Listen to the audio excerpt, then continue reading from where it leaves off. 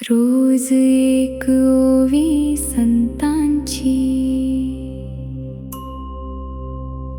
रोज एक ओवी संतांची.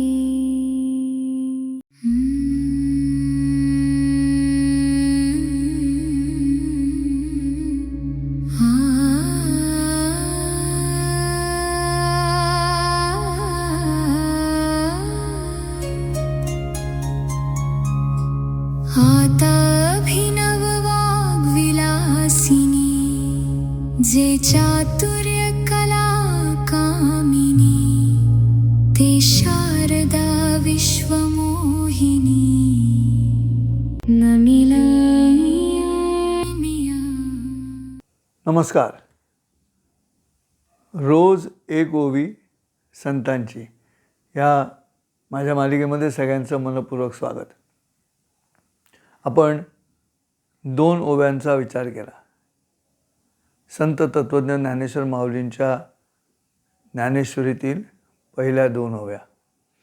आपण सलग क्रमानं ओव्या घेणार नाही आहोत, पण ज्या ओव्या अत्यंत महत्त्वाच्या वाटतात, तसं पाहायला गेलं तर अमृतातून अमृत कसं निवडणार हा प्रश्नच आहे.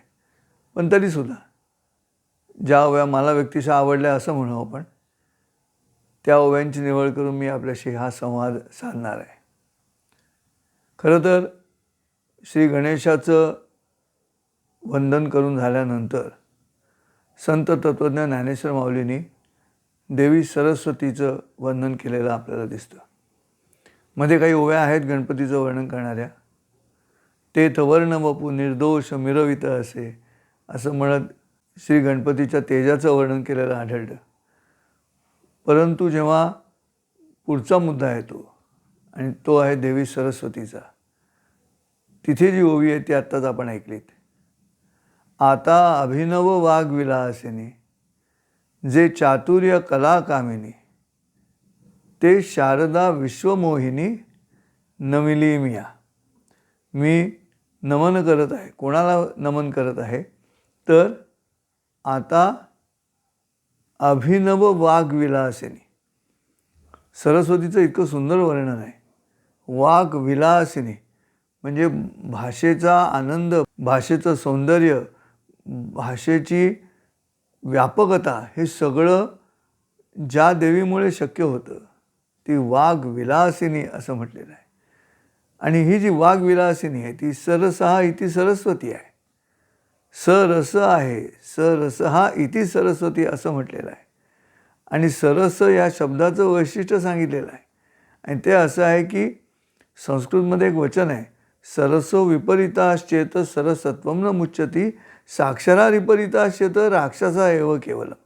जो सरस माणूस आहे तो सरस माणूस अनुकूल परिस्थितीमध्ये सरस म्हणजे डावीकडून उजवीकडे वाचला की तो सरस असतो.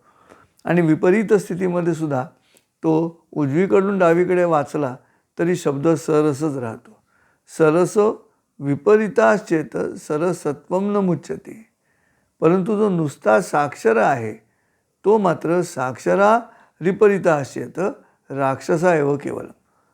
नुसताच ज्ञानाने भरलेला जो माणूस आहे तो वृक्ष आहे, तो राक्षसासारखा वागतो. आणि हा अनुभव आपण सगळेच अलीकडच्या काळात घेत आहोत की जे नुसतेच ज्ञानाने भरलेले आहेत ते कसे आडवे जातात मांजरांसारखे. ज्यांच्या बुद्धीमुळे वाद निर्माण होतात असे बुद्धिवादी तुम्ही बघत आहात ते सगळे ह्या दुसऱ्या ओळीतले आहेत. साक्षरा विपरीताश्चेत राक्षस एव केवळ. नुसती भाषेची समृद्धता माऊली सांगत नाहीत. माऊली म्हणतात अभिनव, नित्य नूतन आहे, प्रवाही आहे, नित्य नूतन आहे. याचं कारण सरस आहे म्हणून, आणि म्हणून ते नित्य नूतन आहे. आपण गंगेच्या पाण्यामध्ये पाय धुतो आणि म्हणतो गंगेच्या पाण्याने मी पाय धुतले, परंतु ज्या पाण्याने पाय धुतले ते पाणी तुम्ही वाक्य म्हणेस्तोवर पुढे निघून गेलेलं असतं. बुद्धीचं पण तसंच असतं. ती सरसं पाहिजे, म्हणजे वाहती पाहिजे बुद्धी. साचलेली असली की ती उन्हाळ्यामध्ये म्हणजे विपरीत स्थितीमध्ये ती आटू शकते, सुकू शकते. परंतु सरसं असणं महत्त्वाचं. म्हणून अभिनव वाग्विलासिनी ह्याचं कारण संत तत्त्वज्ञ ज्ञानेश्वर माऊलींना कल्पना आहे की आपण ज्या ग्रंथाचं निरूपण करत आहोत त्या ग्रंथाचं जे महत्त्व आहे ते त्यांना ठाऊक आहे. प्रस्थानत्रयीमधला अत्यंत महत्त्वाचा ग्रंथ आहे श्रीमद भगवद्गीता. आणि म्हणून अभिनव वाग्विलासिनी सतत बरोबर हवी ती. कशी हवी ती? जे चातुर्य कला कामिनी. चतुर म्हणजे भाषेच्या मांडणीमध्ये चातुर्य आलं पाहिजे आणि ते सुद्धा कलात्मक पद्धतीनं त्याचं सादरीकरण झालं पाहिजे. आणि तशी इच्छा ज्या देवीच्या मनामध्ये आहे त्या देवीला मी नमन करत आहे. जे चातुर्य कला कामिनी. चातुर्य भाषेची वळणं, भाषेची आडवळणं, भाषेचे दृष्टांत. ज्ञानेश्वर माऊलींनी तर ज्ञानेश्वरी म्हणजे दृष्टांतांची खाण आहे. साध्या साध्या गोष्टींमध्ये ते दृष्टांत देत आहेत. तिथे कला आहेच. की टिटिवभू चाचूवरी माप सुहे सागरी मी नेणतू त्या परी प्रवर्ते येतं. या ठिकाणी कथानक आहे. गोष्टी पाठीमागे कथानक आहे की टिटवीची अंडी बेडकानं पळवली आणि तो बेडूक अंडी खाऊन समुद्रात जाऊन लपला. म्हणून टिटवी म्हणते की मी बेडकाचा सूड उभेन आता आणि तो समुद्रात लपला असेल तर मी समुद्र उपसून काढेन. अशी नम्रता स्वतःकडे घेऊन की टिटिबू चाचूवरी माप सुहे सागरी मी नेण तू त्या परी मी न जाण तू त्या परी. त्या टिटवीला जसं कळत नाही की समुद्र केवढा, तुझा आकार केवढा, तसं मलाही कळत नाही आहे. मी भगवद्गीतेचं निरूपण करायला बसलो आहे, परंतु मी नेणं तू त्या परी प्रवर्ते येतं. म्हणजे मी बोलतो आहेच तुमच्याशी. आणि ही भाषेची चतुरपणाची रचना आहे की स्वतःकडे नम्रता घेत असतानाच प्रवर्ते येतं असं म्हणणं. म्हणजे मी असं असूनही मी सांगणार आहेच तुम्हाला. हा जो आत्मविश्वास आहे तो या चातुर्याच्या लक्षणामध्ये मोडतो. जे चातुर्य कलाकामिनी आर्टिस्टिकली येतं ते सगळं. मग ते शारदा विश्वमोहिनी सरस्वतीचं मोहिनी रूप आहे. ऋतंभरेचं स्वरूप आहे. ऋतूप्रमाणे वस्त्र बदलणाऱ्या देवीचं आहे. ही देवी शुभ्र वस्त्रावृता असेलच असं नाही. सरस्वती ही शुभ्र वस्त्रावृता असते, परंतु तरीसुद्धा आपल्या प्रार्थनेमध्ये सरस्वतीचा तोच मुद्दा येतो. या कुंदेंदु तुषारहार धवला या शुभ्र वस्त्रावृता. हे शुभ्र वस्त्रावृता, पण जेव्हा ती मोहिनी रूप धारण करते त्यावेळेला विविध रंगांनी ती व्यक्त होते. आणि मग विविध रंग पूर्ण विश्वाला जिंकून घेणारे रंग आहेत ते. म्हणून ते शारदा कशी विश्वमोहिनी नमिली मिया, मी तिला नमस्कार करतो.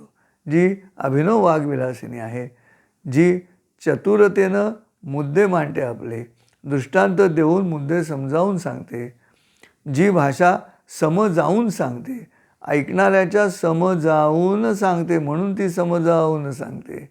तिथे चतुरता आली, चातुर्य आलं तिथे.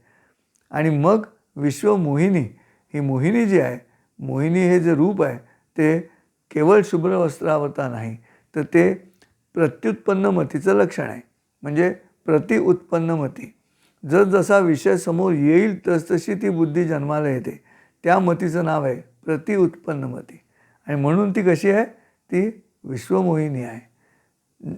ते शारदा आहे, विश्वमोहिनी आहे. ती पूर्ण चंद्राकृती, पूर्ण चंद्राच्या प्रकाशामध्ये न्हाऊन निघणारी आहे ती.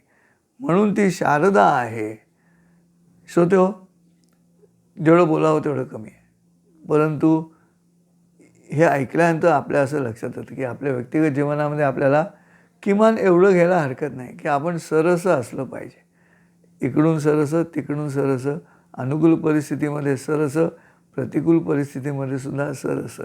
म्हणजे भगवद्गीतेचा मुद्दा येतो, प्रिय घडता मोद नसे, अघटित तरी दुःख नसे. तर प्रिय घडता मोद नसे, खूप आनंद व्यक्त करण्याची आवश्यकता नाही जरी उत्तम घडलं तरी, आणि अघटित तरी दुःख नसे, त्यामुळे अति दुःख व्यक्त करण्याची इच्छा नाही. ही भूमिका म्हणजे सरस भूमिका. दोन्हीकडनं सारखंच समप्रमाणामध्ये व्यक्त होणं. असं आता आपल्याला वर्तमानामध्ये खूप गहन दृष्टांत ऐकून, शब्द वापरून काहीच कळणार नाही अशी भूमिका न घेता आत्ता आपल्याला काय करता येईल त्याच्यापैकी हा एक मुद्दा मला या ओवीमधून आढळतो, तो म्हणजे सरसता. आनंदाने जगणं, सरसतेनं जगणं. साक्षरासारखं बुद्धिवादी होऊन समाजामध्ये बुद्धिभेद करण्यामध्ये काही अर्थ नाही. ती सरस्वतीच नव्हे जी बुद्धिभेद करते. जी बुद्धी जोडते, एकमेकांना एकत्र आणते, तीच सरस्वती खरी असते श्रोते हो. आणि ती ही अभिनव वाग्विलासिनी. असो, पुन्हा उद्या भेटू पुढच्या ओवीसह. रोज एक ओवी संतांची, कारण ही अशी वाट आहे मनशांतीची, म्हणून या वाटेवर जायचं आहे. भेटूया पुन्हा याच वाटेवरती उद्या. तोपर्यंत रामकृष्ण हरी. रोज एक ओवी संतांची, रोज एक ओवी संतांची.